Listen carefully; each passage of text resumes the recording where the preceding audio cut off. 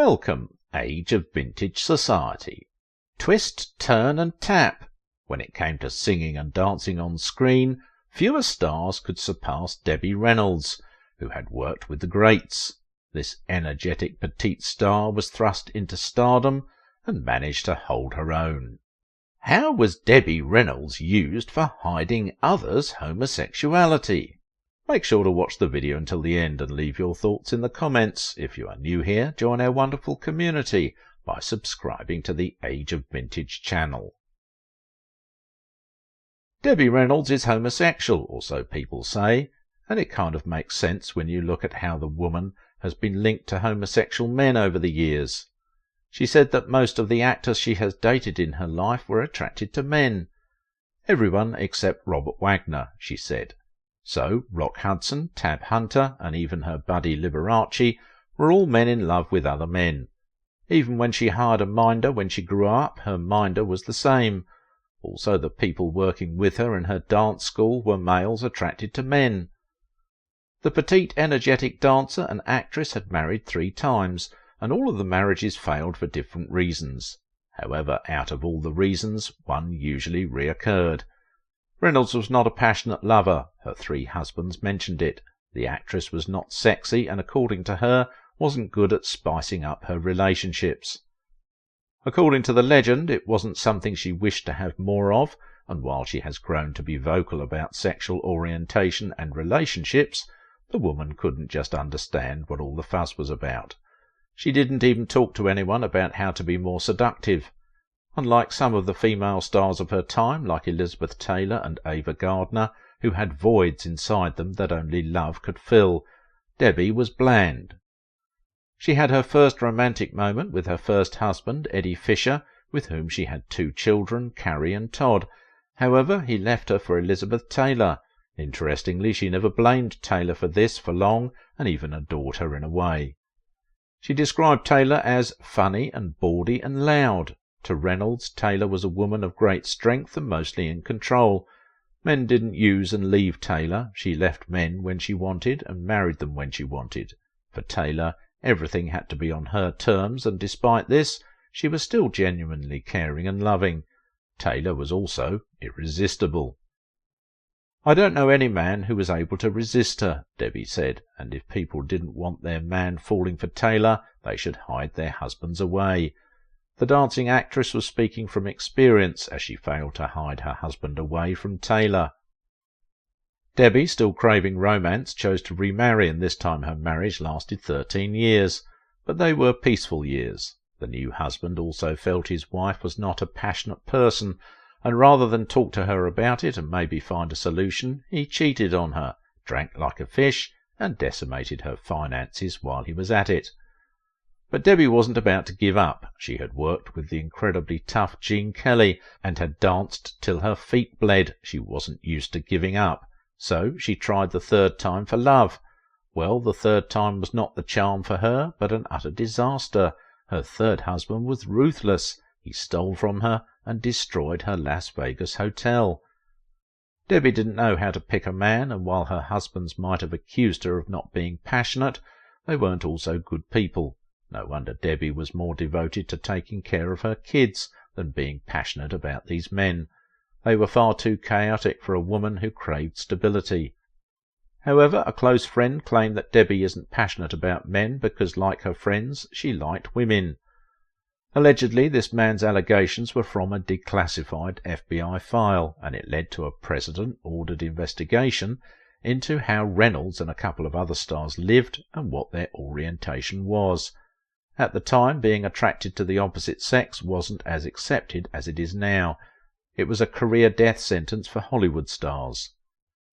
The alleged FBI informant claimed that Debbie and Fisher had both homosexual relationships. A historian claimed that it was true that Debbie herself loved women, and that she had a hot, steamy relationship with Agnes Moorehead, who starred in Bewitched. Todd, the actress's son, confirmed the relationship, but Carrie, Debbie's daughter, denied the relationship. "My mother is not a lesbian. She's just a really, really bad hetero." Well, her mother wasn't so bad when it came to enjoying the very first moment she had with her first husband.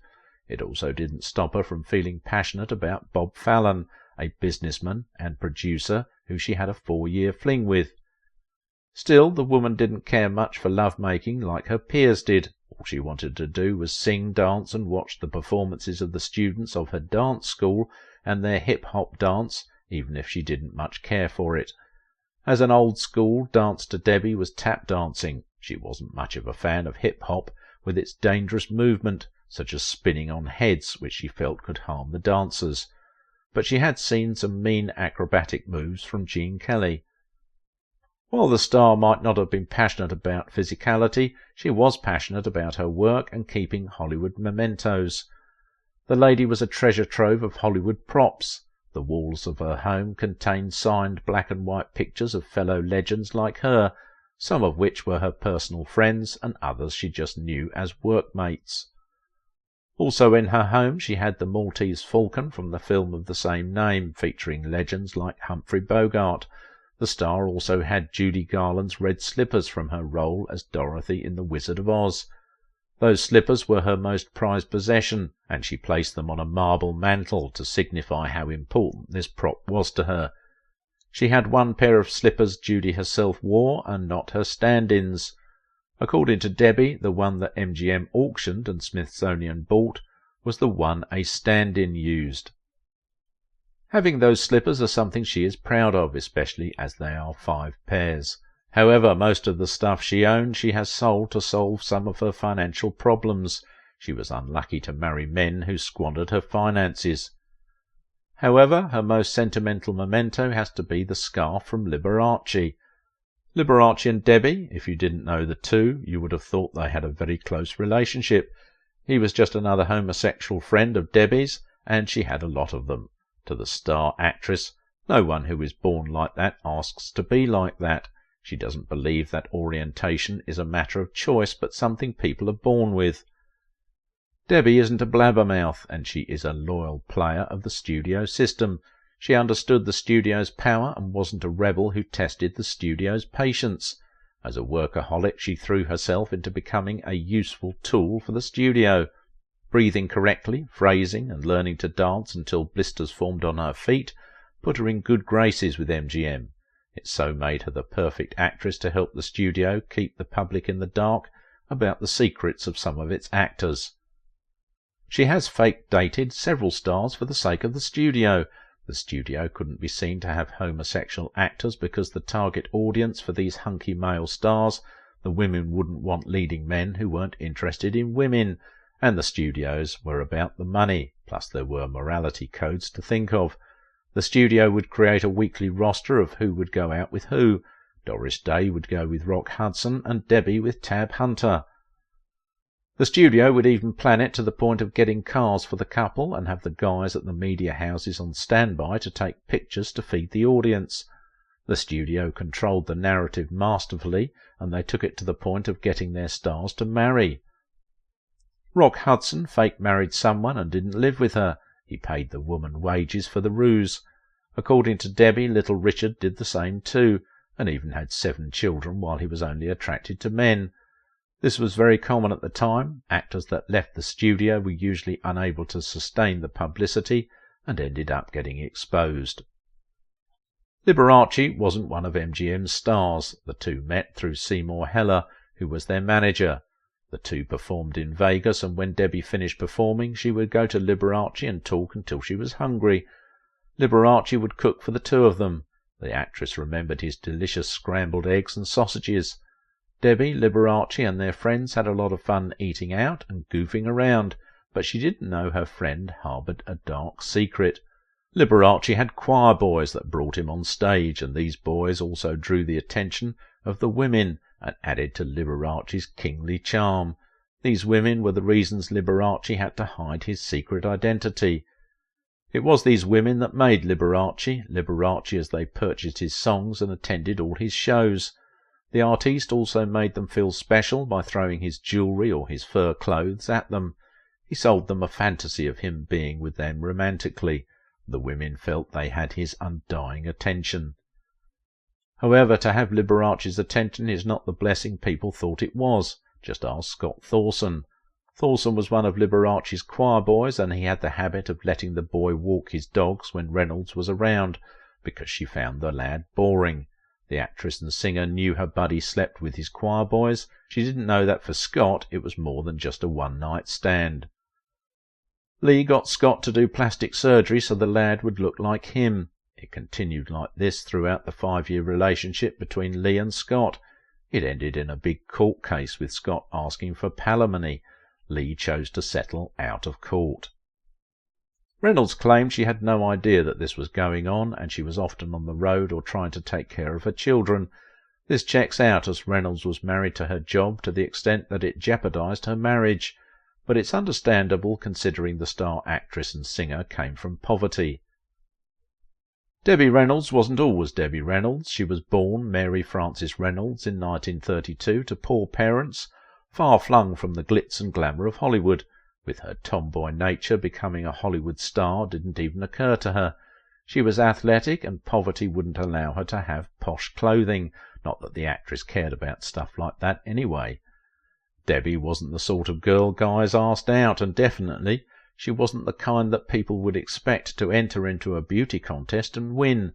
This was exactly what she did. She entered into a beauty contest at 16, and she won it. It was a Cinderella moment without the glass shoes.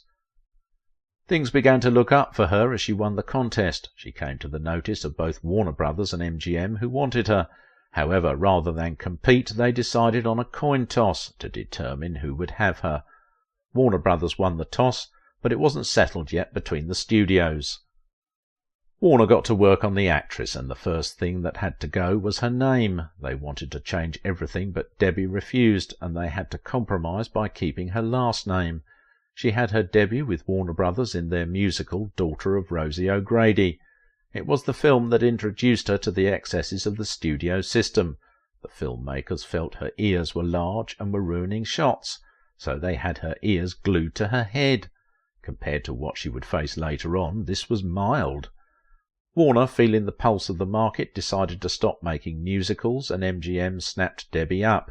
But what she didn't know was she would be tested. Without any dance experience, MGM chucked Debbie Reynolds into their musical Singing in the Rain, which had dance numbers. She had the fortunate misfortune to work with Gene Kelly. Kelly was a hard taskmaster, and he worked her to the bone. OK, not to the bone. He worked her till her feet bled, and she had to be carried because of the exhaustion she felt. For years Debbie would resent Gene, but when she grew older she began to appreciate him. She said, "He made me a star. I was 18, and he taught me how to dance and how to work hard and be dedicated." The actress had turned into a bit of a workaholic herself, and felt without meeting Gene at such a pivotal part of her career, she might not have had her impressive work ethic. Although there were other reasons for her developing such a robust work ethic, and that reason was love. You have seen how unlucky the woman can be with men, but let's give you some more details. Robert Wagner was the first man who made Debbie's heart flutter with feelings of love and excitement. However, nothing happened between the two, and Reynolds met Fisher. Fisher rocked her world, and the two became a source of news for the press and good publicity for MGM. In just 2 weeks of meeting, Fisher proposed. Debbie, who was still unravelling what love meant, crumbled and accepted the proposal. She ignored the signs that their marriage would crash. She even ignored a warning from old Blue Eyes himself, who told her to beware of pop stars. Debbie didn't listen. She went on to have 2 kids for Fisher, but never got to be a wife to him. She was busy with work and him his career. The two drifted, and as you know, Elizabeth Taylor was the one that nailed Debbie's marriage to the coffin. Speaking of coffins, it was Taylor's husband that died. Taylor was a friend of Debbie, and Taylor's husband was one of Fisher's best buds. Fisher went to give Taylor his condolences, but somehow it was attached to his willy, and he ended up giving her that one too. His marriage with Debbie was already in trouble, but the Taylor affair was too hard to ignore. As soon as his divorce from Reynolds got finalized, he married Elizabeth. Somehow Debbie profited from the publicity, as people pitied her, and Elizabeth's infamy grew. However, Fisher's career suffered. But Debbie suffered in private too. She became sad at the loss of her marriage, but it didn't stop her from remarrying. Debbie married a millionaire this time, and her wealth, with the wealth of her new husband, made her live the good life, until the husband gambled his wealth away, and $8 million of Debbie's too. The successful actress was now in debt, and it wasn't of her own making. She didn't declare bankruptcy, but worked her butt off to repay every penny, and even built her own hotel filled with casinos. If you can't beat them, join them. Enter husband number 3, who came and destroyed that enterprise. The man was determined to ruin Debbie and even kill her. He told her he only married her for the money, and she wouldn't be able to get rid of him. She did, but her hotel went bankrupt. While the man couldn't kill Debbie, death came for her anyway. Her daughter Carrie slumped during her flight from London to Los Angeles. Efforts to revive Carrie failed, and this broke her mum's heart, literally. A day after her daughter died, Reynolds suffered a stroke and died soon after, her last words being, "I want to be with Carrie." Reynolds passed on, but her effect in the industry lingers. There's no way you would talk about the evolution of musicals in Hollywood and won't mention her name.